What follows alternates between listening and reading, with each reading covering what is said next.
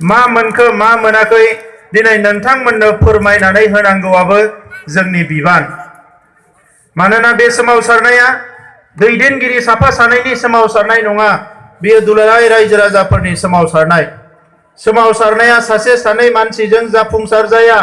जेला मोनसे सोमावसारनायाव बे हारिनि गासैबो थाखोनि सुबुंफ्रा बारसोमो, बाहागो लायो, थोंजोङै खेंसालियै बे सोमावसारनायाव बयबो गासैबो बिथिंनिफ्राय गोसो मोदोम होनानै हास्थायनायजों लोगोसे बाहागो लायो, अब्लासो सोमावसारनाया जाफुंसार जायो। मानगोनां रायजोफोर, नोंथांमोना जोबोद मोजाङैनो मिथिगौ बे सोमावसारनाया बर' हारिनि जिउखौ, बर' हारिया थांना थानायनि जि जोंनि जिउखौ बेखौ गोलावनिफ्राय गोलाव खालामदों। मोनसे समाव मालायनि सोबख'जानाय, नासयजानाय, गादबजानायजों बर' हारिनि थासारिया गाज्रिनिफ्राय गाज्रि जाबायमोन। जेब्ला बै खोथाखौ बुजिनानै 1952 मायथाइयाव बर' थुनलाइ आफादखौ जोनोम होनानै राव थुनलाइ जौगानायनि हाबा मावनाय, 67 मायथाइयाव दुलाराय बर' फरायसा आफाद आरो PTCA-खौ जोनोम होनानै राजखान्थि मोनथाय आरो समाजखौ बायदिसिना जेंना जेंसिनिफ्राय बोस्रांनायनि हाबा मावनाय आरो बिनि उनाव फैनानै 1987 मायथाइयाव बड'फा उपेन्द्रनाथ ब्रह्मनि सुबुं दारा खान्थिजों गोख्रोङै मास पिपोलखौ लानानै, रायजो राजाफोरखौ लानानै गणतान्त्रिक सोमावसारनानै आलादा रायजो बिनाय आरो बिनि उनाव NDB BLT-नि हाथियार लानानै सोमावसारनाय, बे गासैबो गोलाव समनि जारिमिनजों बर' हारिया दिनै नैबे थासारियाव फैनो हादों। दा बेनिखायनो जोङो दिनैनि समाव बै जोहोलावफोरखौ गोसोखांनांगोन, जाय जोहोलावफ्रा बर'नि मोनसे मोनसे गोख्रों आफादफोरखौ दानानै हारि दानायनि हाबाफारिफोरखौ फोसावनायजों लोगोसे गावनि उखैहाब गांहाब गोबां खस्थ'नि गेजेरजों, सेक्रिफाइस खालामनायनि गेजेरजों हारिनि थाखाय खामानि मावबोदों। बै जोहोलावफोरखौ जोङो गोसोखांनांगोन। दा मानगोनां रायजोफोर, नैबे समाव आं बेखौनो बुंनो सानो, बर' हारिया दिनै सानसेयैनो जोंनि गांनाय उखैनाय, जोंनि नांगौ मानिखौ बिनानै मोनाखै। दिनै जोङो बे थासारिसिम, बे अबस्थासिम फैनो थाखाय जोङो गोबां लामा हान्थिनो गोनां जादों। बै 6 बोसोरनि सोमावसारनायाव बड'फा उपेन्द्रनाथ ब्रह्मनि दैदेननायाव 1135 जन मानसि थैनो गोनां जादों। गोबां जिनाहारि जादों, न' बां सावजादों। BLT-नि सोमावसारनायावबो गोबां मानसि थैदों। NDB-नि सोमावसारनायावबो रोजा मानसि थैदों। दिनै बे रोजा रोजा मानसिफोर थैनायनि उनाव जोङो मोनसेनि उनाव मोनसे मोननो हादों। दिनै जोंनि दिनैनि बे बिथाखौ जोङो सोरजिनो हादोंब्ला जोंनि मुंख्लंफोरनि थाखाय, जोंनि मेंनो रोङै, गिनो रोङै, थाद'नाय गैयै बर' माहारिनि हारिनि जांख्रिथायाव बाहागो लाबोनायनि थाखाय दिनै बर' हारिया बे थासारियाव फैनो हादों। दा नंखायनो दिनैनि समाव आं फिन बुंनो नागिरो नोंथांमोनखौ, दिनै मोनसे सागान होबाय, मोनसे गोरोबथा जाबाय थांनाय 27 जानुवारियाव, नाथाय बेजों लोगोसे जोंनि जांख्रिथाया जोबनानै थांबाय, बिदि मालाबाबो जानो हाया रायजोफोर। मोनसे हारिया थांना थायो जांख्रिथायनि गेजेरजोंसो। जांख्रिथाया गोबां रोखोमनि जानो हायो। बे राजखान्थि मोनथायखौ मोननो जांख्रिखांनाय, समाज दानो जांख्रिखांनाय, रांखान्थि जौगानो जांख्रिखांनाय, सोलोंथाइखौ गोख्रों खालामनो, गुन गोनां सोलोंथाइ लानो जांख्रिखांनाय, समाजनि गासैबो गेना गोरोन्थिफोरखौ सुस्रांनानै सोद्रोम आरो गोग्गो समाज दानो जांख्रिखांनाय। जांख्रिखांनाया गोबां रोखोमनि जानो हायो। जाय समाज, जाय माहारिया, जाय जाथिया, जाय हारिया दिनै मुलुगाव गोब्राब खामानि मावनो हादों, सोमावसारनो हादों, बे हारियासो थांनानै दङ आरो बे हारियासो थांना थानायनि यज्ञ होननानै आं सानो। दा बेनिखायनो मानगोनां रायजोफोर, जोङो दिनै जोंनि खोथा बाथ्राफ्रा लिडारफोरनि, माखासे राजखान्थि दैदेनगिरिफोरनि उल्थां फाल्थां जादों। सोरबा बुंदों बिसोरो माने कमप्रमाइज खालामबाय, सारेन्डार खालामबाय, बायदिसिना खोथाफोरखौ बुंनानै जों जेबो मोनाखै, बिटिआरआ जेबो नङा, आमुक तामुक बायदिसिना बुंनानै दिनै रायजो राजाफोरनि गेजेराव गुलाय गुजाय खालामनो नागिरदों। नाथाय जोङो बेखौ मोजाङैनो मिथिगौ, जोङो BSc सुक्ति खालामनाया जेबो जायाखै होननानै मालाबाबो बुङाखै, BTC सुक्तिया जेबो जायाखै होननानै मालाबाबो बुङाखै। दिनै BTR सुक्तियाबो मालाबाबो जोंनो जेबो लाबाखै होननानै रावबो बुंनो हानाय नङा। बै समनिफ्रायनो जोंहा थांखिमोन, जोंनि सुथुरफ्रा जिहेतु जोबोद गोख्रोंथार, जोंनि फिसा फिसा जेंनाफोरखौबो जांख्रिखाङालासिनो, सोमावसारालासिनो, थै होआलासिनो, गोलोमदै बोहैयालासिनो होनो नागिरा। दा नंखायनो आगानसे आगानसे दावथ्रोद लांनानैबाबो थांखियाव सहैनांगोन होननानै जोङो जोंनि हारिनि दैदेनगिरिफ्रा खामानि मावबोदोंमोन। 1993 मायथाइयाव बै समनि जि गोरोबथा बै समनि थाखाय बेनो मोजां गोरोबथामोन। मानोना बे गोरोबथाखौ खालामाबा बर' हारिनि अबस्थाया गाज्रि जाबायमोन। बेनो बै समनि मोनसे मोजां गोरोबथामोन। उनाव नुबाय बे गोरोबथाजों गांनाय उखैनाया सुफुंजानाय नङा। बेनिखायनो आरोबाव सोमावसारनानै 2003 मायथाइयाव बिटिसि गोरोबथा जाबाय। आरो बै समनि बेनो जोंनि मोनसे गोनां गोरोबथामोन। जायनि थाखाय दिनै बिएलटिजों बे गोरोबथाया जादोंब्लाबो दुलाराय बर' फरायसा आफाद, बर' साहित्य सभा जेसेबां आफादफोर दङ बेखौ मदद होदोंमोन। मानोना बै समनि थाखाय बेनो मोनसे मोजां गोरोबथामोन। आरो बेनिफ्राय फैनानै बे गोरोबथाजों जाजोबनाय नङा। बे खोथाखौ बुजिनानै बेराफारसेथिं एनडिएफबिनि जि सिजफायार जानाय गोलाव सोमावसारनायनि उनाव बेखौबो मोनसे फिनिशिंआव लाबोनांगौ होननानै एनडिएफबि, एबसु, जयेन्ट एक्सन कमिटि बायदिसिना राजखान्थि हान्जा गोरोबलायनानै सानलाय हलाय खालामनानै सानसुमैफोरनि बोसोन लानानै जोङो खौसेयै सोमावसारबोदों। आरो सोमावसारनायनि गेजेरजोंनो जोङो नायबोदों जोङो सोमावसारनायखौ बेसेबां गोलाव लांनो हागोन आरो हाया, बेजों जोंहा मा लाब जागोन आरो जाया, हारिनि थाखाय बबे बेस्ट मोनसे खामानि जागोन बेखौ जोङो नायबोदों। आरो बे नायनानै फैयै फैयै जों नुबाय दिनैनि समाव मोनसे सम जाबाय। बे समाव बे गोरोबथाखौ खालामाबा गोरोन्थि खालामनाय जागोन।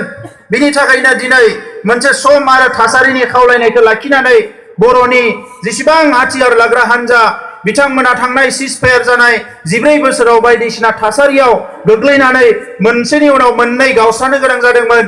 दिनै गुबुन सुथुरफ्रा जोंखौ थेर बेथेर खालामनो नागिरो, गावस्रा होनानै बिदा फंबायनि गेजेराव नांलाय खमलाय लाबोनो नागिरो। बै थासारिखौ बुजिनानै नैबे गोरोबथाखौ खालामनो गोनां जादोंमोन। आरो दिनै बे गोरोबथाखौ जों सागान होगिरिफ्राल' मोजां होननानै बुंदों बिदि नङा। दिनै भारत सरकारनि प्राइम मिनिस्टारा फैनानै बुंदों बियो बेसेबांबा मोजां मोनसे गोरोबथा। दिनै इन्डियानि मानसिफ्रा, भारतनि मानसिफ्रा बर'फोरनिफ्राय सोलोंनांगौ होननानै बुंदों। माबायदि गोजोनखौ लाबोयो, माबायदि खौसेखौ लाबोयो, माबायदि जेंना सुस्रांनायनि लामाखौ सङो, बेखौ बर'फोरनिफ्राय सोलोंनांगौ होननानै भारतनि प्राइम मिनिस्टारा क'क्राझाराव फैनानै दाख्लै बावै बुंदों। बेयो बेसेबांबा गिदिर खोथा, बे फिसा खोथा नङा रायजोफोर। दिनै मुलुगाव नायदो बुहुमनि बयनिख्रुइ देरसिन जेंनाया मा? हारिनि गेजेराव दाङाबाजि, हादोरनि गेजेराव दाङाबाजि, सानफ्रोमबो गावलायलायनाय, बमा बारुद बुथारलायनाय। दिनै इन्डिया, पाकिस्तान, दिनै जोंनि खाथि खाला थानाय माखासे हादोरफ्राव बे जेंनाफ्रा जागासिनो दङ। दिनै आरबनि माखासे हादोरफ्रावबो जागासिनो दङ। गुबुन गुबुन मुलुगनि हादोरफ्राव बे दाङाबाजियाव सानफ्रोमबो बेसेबांबा बुरजा मानसि थैगासिनो दङ। मोनफ्रोमबो सेकेन्डआव सासे सासे मानसिया दिनै बेबायदि दाङाबाजियाव थैगासिनो दङ। आरो दिनै मुलुगनि गिदिर गिदिर आफादफ्रा, हादोरनि गिदिर गिदिर आफादफ्रा, फसंथानफ्रा बेसेबांबा नारा नाथा नाजादों गोजोन लाबोनो थाखाय, हिंसा गैयै समाज दानो थाखाय, नाथाय नाजादोंब्लाबो दासिम मावफुंनो हायाखै।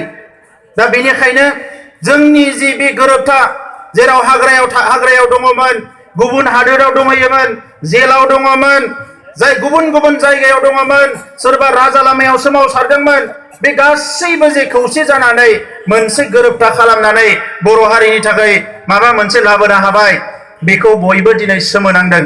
बिनिखायनो बयबो बाख्नायदों।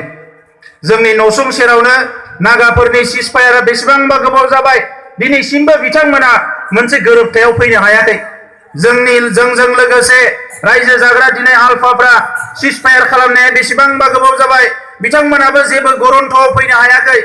नाथाय जोङो बर'फ्रा हारिनि गांनाय उखैनाय, हारिनि जेंनाखौ बुजिनानै, हारिनि थासारिखौ बुजिनानै नैबे मोनसे गोरोबथाखौ खालामनानै जों आरोबाव आगानसे दावगाबोनो हाबाय। बेयो जोंनि हारिनि थाखाय बेसेबांबा गिदिर बाथ्रा। बुंनो नागिरदों सोरबा सोरबाया बिटिआरआ जेबो नङा।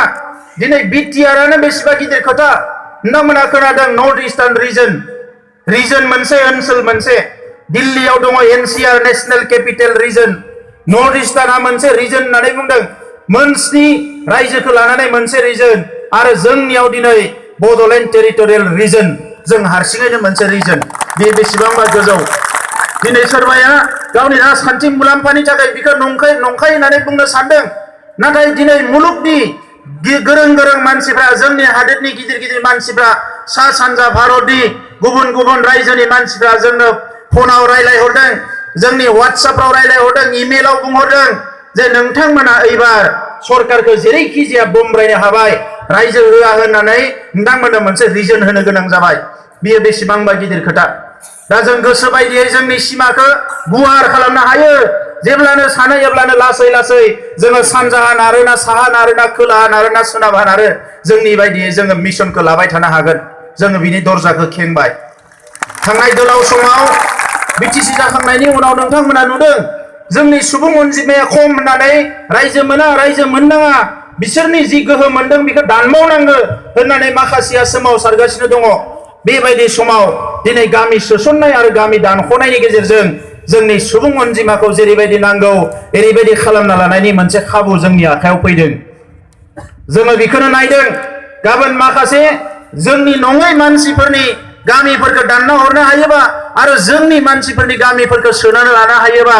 जोंनि सुबुं अनजिमाया 60-70% खालामनो हायोब्ला माखासे खायदा बाहायनानै जोंनि इयुन जोलैया जेला राजा लामायाव गसंनानै बुंगोन नैबेखौ जोंनो हगारना होदो जायफोरा दिनै बुंदों नोंसोरनि अनजिमाया खम नोंसोर मोना बै समाव बिसोरो जोंनि लामाखौ हगारनानै होनांगोन लादो नोंसोरो होननानै बे लामाखौसो बा बे गोरोबथा खालामाबा बिनि अनगायै गुबुन लामा गैया रायजोफोर बे गोरोबथानि गेजेरजोंसो बे गोरोबथाया बेसेबांबा गिदिर गोरोबथा बे गोरोबथानि गेजेरजों दिनै हाग्रानिफ्राय गुबुन हादोरनिफ्राय जोंनि जोहोलावफ्रा न'आव फैनो हानाय खाबु मोनबाय जोंनि जोहोलावफ्रा जेलनिफ्राय लासै लासै गसिगोन बिनि थाखाय मोनसे खाबु मोनबाय बेवहाय दिनै गावथार जाहां गाबोन गावथार जाहां हाग्रायाव जोंनि सेंग्राफ्रा दङमोन बिसोरो जिउखौ लानानै न'आव फैनो हाबाय गावनि बिमा बिब' बिनानाव फंबायफोरजों दिनै रोजो रोमो संसार जानायनि लामाया फैबाय दिनै जोंनि न'खराव जोंनि गामियाव 30 बोसोरनिफ्राय फुंनि मोनानि पुलिस मिलिटारिया जोंनि ओंखाम जानाय दै लोंनाय खहाबा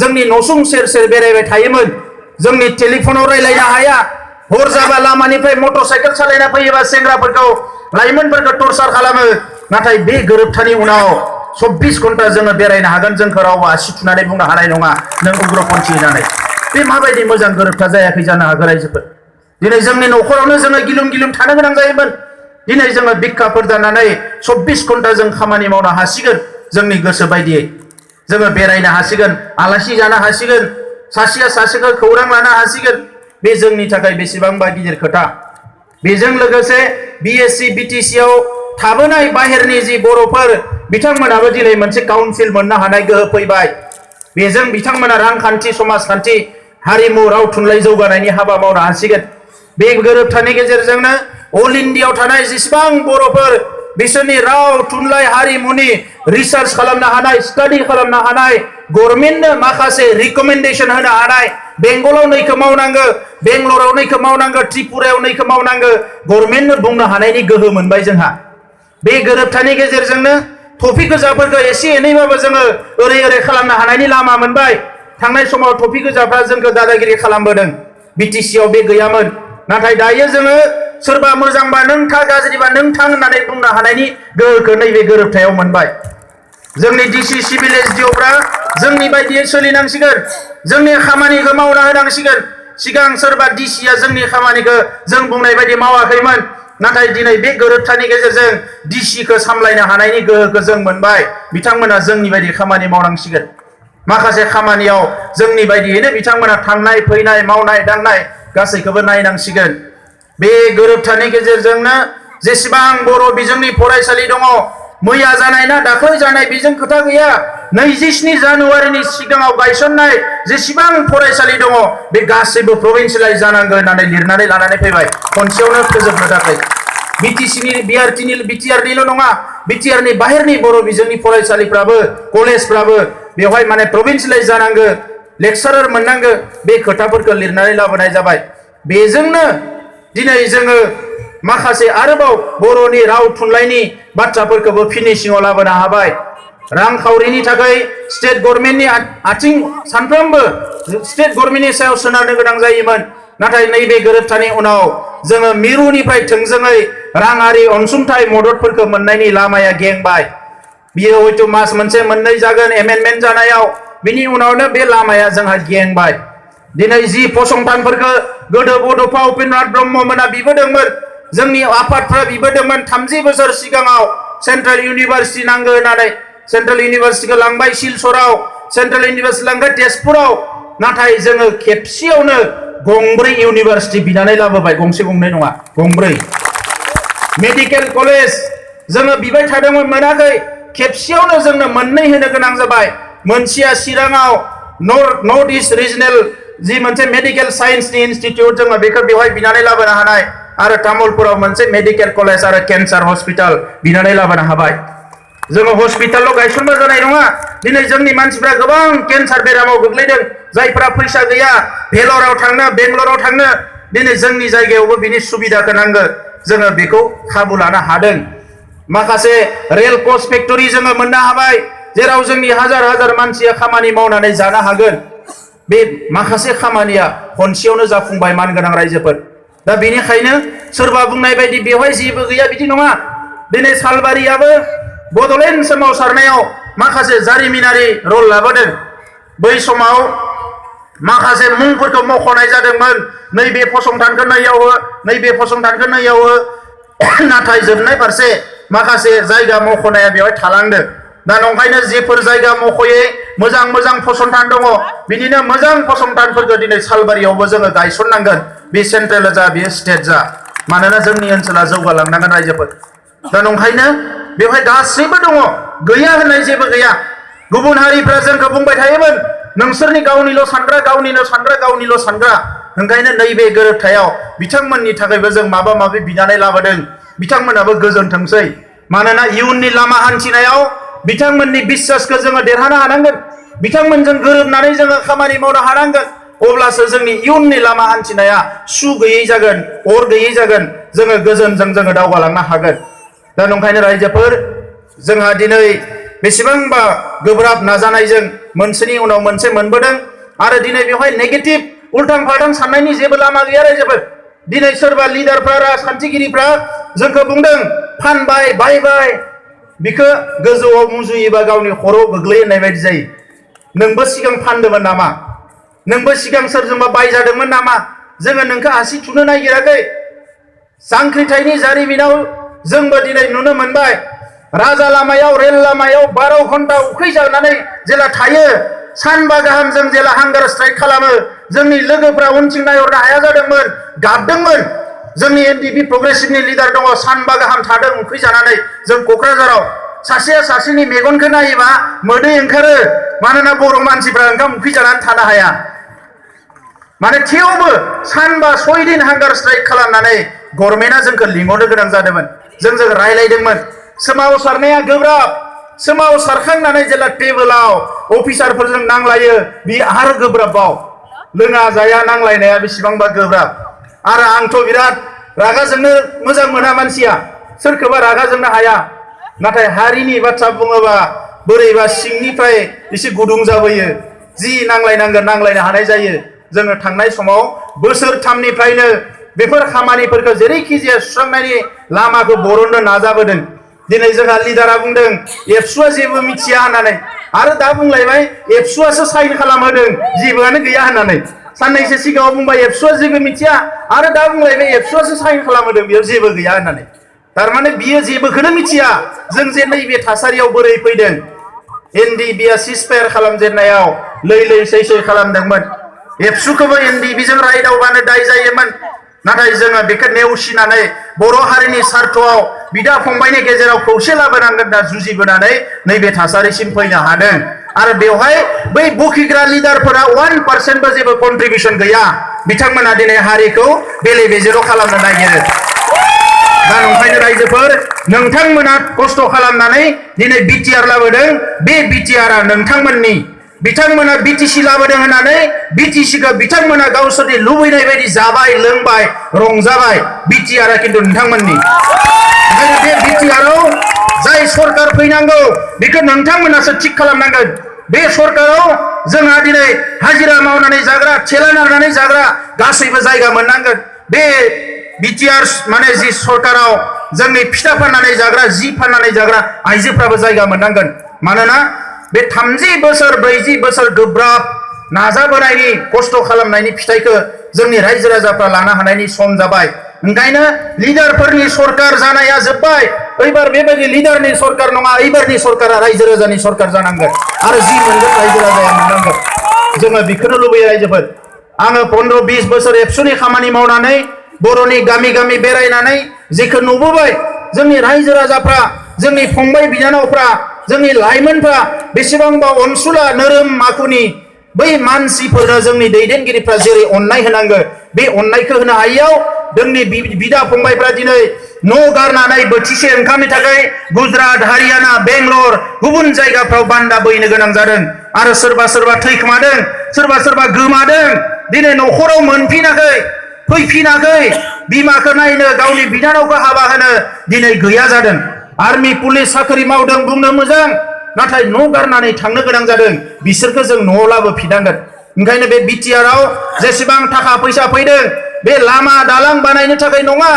लामा दालां बानायनो आसाम सरकार भारत सरकारा फैसा हरनांगोन नाथाय जि बेवहाय थाखा फैसा फैदों बे गिबियावनो जोंनि गोरिब गुन्द्रा आइ आफा रायजो राजाया जौगानायाव बाहायजानांगोन जों बेखौसो लुबैयो दा बेनि थाखायनो मोजां मोननाय गाज्रि मोननायनि खोथा गैया रायजोफोर जाय मोजां मावदों बेखौ बरायनांगोन जोङो माने गोसो गोरबोखौ बिराद दुरबल लोरबां खालामना लाबा जानाय नङा गोख्रों जादों रायजोफोर हारिया जौगानांगोन गेरेमसा हारि जानांगोन मुलुगाव बर'फ्रा मोनसे जौगासार हारि जानांगोन आरो जौगासार हारि जानो हानाय गोहोआ जोंनियाव दङ जाय हारिया 30 बोसोर सरकारजों गोहो गोरा माखासे हानजाफोरजों जुजिनानै थांना थाबोबाय आसामनि बे जि सुक्ति जाबाय 1985 मायथाइयाव दिनैसिम आसाम सुक्तिया गासैबो मोगथाङाव महर मोनाखै नाथाय बे 35 बोसोराव बर'फ्रा मोनथाम सुक्ति खालामबावनो हाबाय बर'फोरनि आखलखौ साननायखौ नुनानै बयबो सोमोनांदों रावखौबो नेना थाया बर'फ्रा ओंखायनो नेना थानायनि सम गैया नों मोजां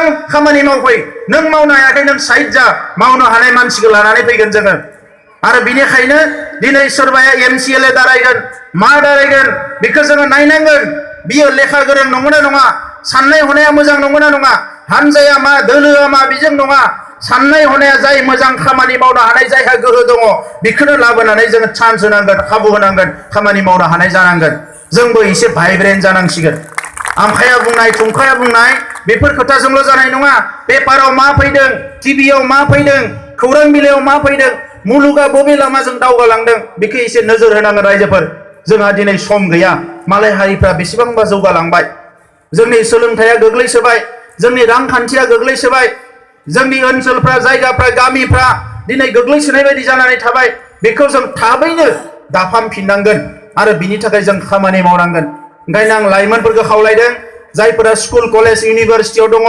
गोसो होनानै फराय आरो माबा नङा माबा मोनसे राहा लामा बरननो नाजा गावनि जिउआव आरो जायफोर फरायनो गारबाय 1 सेकेन्डबो जनानै थानो नाङा माबा नङा माबा खामानि मावबासो हारिया जौगागोन खामानि मावाबा हारिया जौगानाय नङा दिनै जोंनि गेजेराव गेलेनायाव गोग्लैसोनाय गैया गेलेनायाव जोंनो सिगां हारिमुआव जोंनो सिगां गासैबो खामानिया जोंनो सिगां बेसेबांबा दुं हाव गाज्रि थासारियावबो भारतनि मोजां मोजां इउनिभारसिटिफ्राव सासे नङा सासे बर' गथ'आ फरायनानै दङमोन रिसार्च खालामनानै दङमोन आरो दिनै मोजां मोजां इनस्टिट्युटफोर IIM IIT माने दिल्ली इउनिभारसिटि JNU जिफोर मोजां मोजां इउनिभारसिटिफोर फरायसाफोर माने फसंथानफोर दङ बेवहाय 10 जन 15 जन 20 जन जोंनि फरायसाफ्रा दिनै रिसार्च खालामदों हायार इडुकेसन लागासिनो दङ दा थासारिया मोजां जाबाय नेना थानो सम गैया फरायग्राया मोजाङै फराय आबाद मावग्राया मोजाङै माव समाज सिबिग्राया मोजाङै सिबि आरो नैबेनो जोंनि बर' गेरेमसा हारि दानायनि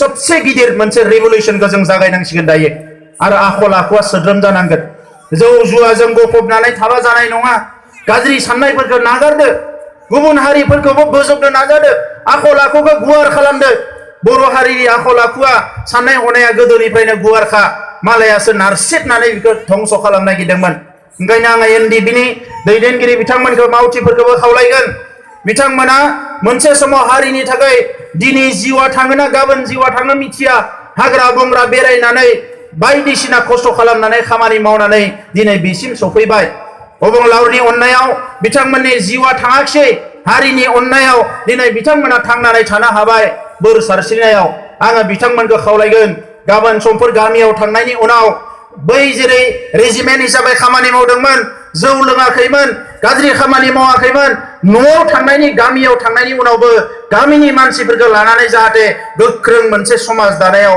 बाहागो लायो आरो बिथांमोननि जानानै आं रायजो राजानियावबो निमाहा बिगोन सोरखौबा हयथ' रागा जोंफ्लांबाय थाखा फैसा बिनानै सोरखौबा मालाबा माबा मोनसे बुंफ्लांबाय नोंथांमोनाबो निमाहा होनांगोन आरो बजबनानै लानानै जों मोजां मोनसे समाज दानायनि हाबाफारि रनसायनांगोन दा बेनिखायनो रायजोफोर बेयाव कोनो कमप्रमाइज खोथा खालामनायनि खोथा गैया बड'लेण्डआ जोंनि गोरबोआवसो थायो सोरबाया बुंनाय बायदि बड'लेण्डआ ओरै जाबाय होननाय खोथा नङा बड'लेण्ड होननाय सोदोबा बर' हारिनि थाखाय जोबोद मोनसे गोथार सोदोब जायनि थाखाय BSC मोन बड'लेण्ड अट'नमास काउन्सिल BTC मोन बड'लेण्ड टेरिटरियेल काउन्सिल आरो दायो BTR जाबाय बड'लेण्ड टेरिटरियेल काउन्सिल बे बड'लेण्ड होननाय सोदोबा जोंनि थाखाय बेसेबां